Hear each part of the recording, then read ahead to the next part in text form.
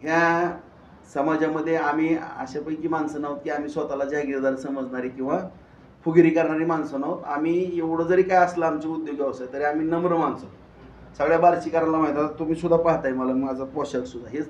तुम्ही कधी जरी आले कधी तर माझ्या अंगावरती ड्रेस असतो या कुठं जर एखादा सण असेल किंवा कार्य मी साधारण राहणारा सतरंजीवरती बसणारा कार्यकर्ता आहे. मला जहागिरीचं फुगिरीचं कधीच ती महत्त्व काय वाटलेलं नाही काय नाही. तसा आमचा कधी प्रयत्न असणार पण नाही ना आमच्या डोक्यात तसला विचार पण येणार नाही. भाऊ मग आगामी निवडणुकीच्या पार्श्वभूमीवर हे आरोप आपल्यावरती लावले जातात काय?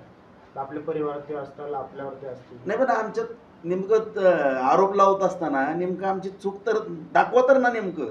आता मी रणवीरचा काय एनसीचं तरी रेकॉर्ड आहे का पोलीस स्टेशनला? तुम्ही आरोप करत असताना काय दाखवा तर ना नेमकं आम्ही कोणाच्या बाबतीमध्ये काय काय केलं एवढं तर का तुमच्या मीडियासमोर तरी पुरावा ठेवावा. ही अशी घटना आहे नाही मग आरोप करावे ना. मग त्याला त्याच्यामध्ये काहीतरी आपण तथ्य समजू. विनाकारण कोणीतरी कोण फोन करायचा आणि मी मग म्हणलं अर्ध्या हळ कुठं शहाणं झाल्यासारखं तुम्ही फटकरनं काहीतरी बोलावं आणि स्वप्न तर असली मोठी बघतात की काय अवघडच आहे. कुठेतरी रोहित पवारांकडून सातत्याने टीका केली जाते, टार्गेट केलं जातं का असं कशा? नाही मुळात काय आहे की त्यांना प्रत्येक ठिकाणी मग कुणीही असू द्या आदरणीय फडणवीस साहेबांच्या बाबतीमध्ये सुद्धा आता भाषा नम्र झाली साहेब मुख्यमंत्री झाल्यामुळे. नाहीतर ज्यावेळेस साहेब उपमुख्यमंत्री होते मी जवळनं पाहिलेलं आहे सगळं. कोण सगळं त्यांचा सगळा मीडिया किंवा सोशल मीडिया चालवत होतं. साहेबांच्या बाबतीमध्ये कसे काय काय फेसबुकला व्हॉट्सअपला साहेबाला बदनाम करण्याचा प्रयत्न किंवा प्रत्येक गोष्टीमध्ये इतकं अगेन्स्टपणा की आता सत्ता येणार मी हा अमुक होणार तमुक होणार मी हे करणार ती करणार काय भाषण. आता का नांगी टाकतात. आता साहेबांना देवेंद्र फडणवीस साहेबाशिवाय बोलत नाही. त्यावेळेस काय भाषा होती तुम्हीच पाहिलेलं आहे सगळं. तुम्ही सर्वांनीच पाहिलेलं आहे की त्यावेळेची काय ना आत्ताची काय भूमिका आहे ती. त्याच्यामुळं शेवटी राजकारण आहे तुम्हाला. राजकारणामध्ये चढ उतार आणि आम्ही नेहमी विरोधी पक्षात राहिलेली पूर्वीपासून माणसं आहेत. त्या दिवशी साहेबांनी पण सांगितलं की मी विरोधी पक्षामध्ये जास्त काळ. तसं आमचे पण माझे पण वडील डाव्या विचारसरणीतले होते. आम्ही नेहमी विरोधात राहिलेले. आम्ही असलं कोणाला मोजत पण नाहीत तुम्हाला सांगतो. आमचं काम भलं ना आमचं सामाजिक कार्य भलं ह्याच्याशी आमचं नातं जोडलं गेलेलं आहे.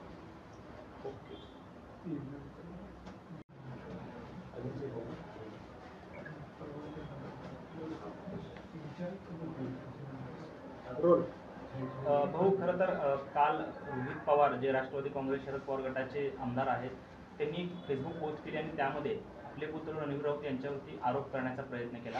बार्शीमध्ये ते त्यांच्या पदाधिकाऱ्यांची गाडी जाळपोळ झाली. त्या गाडी जाळपोळीमध्ये आपल्या रणवीर राऊत यांचा अप्रत्यक्षपणे सहभाग असल्याचं त्यांनी तसं उद्देशून पोस्ट केलेले आहे. काय एकंदरीत प्रतिक्रिया? मुळातच आज पत्रकार परिषद या ठिकाणी घेण्याचा हाच माझा हेतू आहे की विनाकारण रणवीर राऊत याला बदनाम करण्याचा प्रयत्न त्या ठिकाणी केला जातोय. त्यांनी खरं वास्तविक पाहता त्यांच्या आजोबाच्या पावलावरती पाऊल टाकून काम करतोय असं भासवतात संपूर्ण राज्याला. परंतु दुर्दैवाचा भाग आहे की त्यांच्या आजोबांनी राज्यात देशात राजकारण केलेलं आहे आणि त्यांनी कशा पद्धतीनं माहिती घेत होती काय ह्याचं जर अगोदर घरातूनच मार्गदर्शन घ्यावं. अर्ध्या हळकुंडानं शहाणं कोणी त्यांनी चुकीच्या माहितीच्या आधारावरती या ठिकाणी कोणावरती छोटासे आरोप करून नये. शेवटी प्रत्येकाचं भवितव्य असते आणि आज इलेक्ट्रॉनिक मीडियामध्ये ती बातमी आली आणि एखाद्यावरती आरोप करत असताना त्याचे परिणाम काय होणार आहेत ह्याचं सुद्धा भान प्रत्येकाने ठेवणं राजकारणामध्ये गरजेचं आहे. ह्याच्यामध्ये आमच्या रणवीर राऊतचा मुलगा आहे म्हणून मी बोलत नाही. कुठलाही प्रत्यक्ष अप्रत्यक्ष त्यामध्ये संबंध नाही. ज्याची गाडी जळाली त्यांनी सुद्धा काहीतरी पोलीस स्टेशनला स्टेटमेंट दिलेलं आहे की अज्ञान कुणी केलंय माहीत नाही काही नाही. आणि गेल्या महिन्यामध्ये जो प्रकार काय घडलेला होता जे रणवीरकडनं काय शिवीगाळी एका युवकाला झाली त्या युवकांनी एका मुलीची छेडछाड झालेली होती.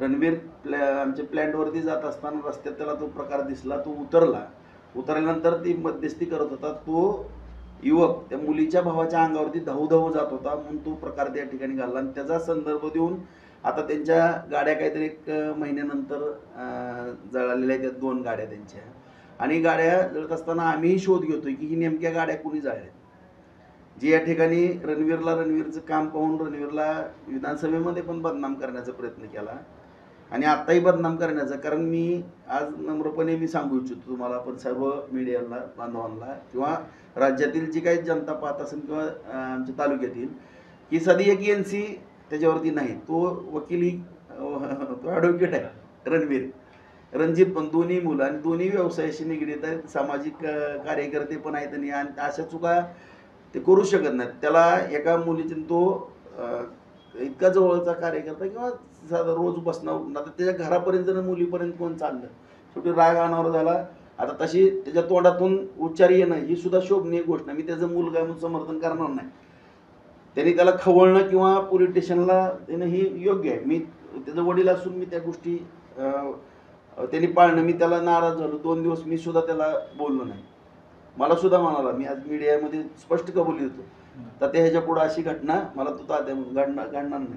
प्रामाणिकपणाने मी म्हणलं, असं जर राजकारण करायचं तर आपल्याजवळ असे उच्चार वगैरे एक शब्द ती हत्यार आहे, जपून वापरणं गरजेचं आहे. मी त्याला काही धडे आम्ही देत असतो, आमची मुलं आमच्या कंट्रोलमध्ये ठेवण्याची आम्हाला त्याची जाणीव आहे, माहिती आहे. परंतु आमची बार्शीतली काय आता isakal.com आहे देशातील नंबर 1 ची मराठी न्यूज वेबसाईट. प्रत्येक अपडेटसाठी isakal.com ला नक्की भेट द्या.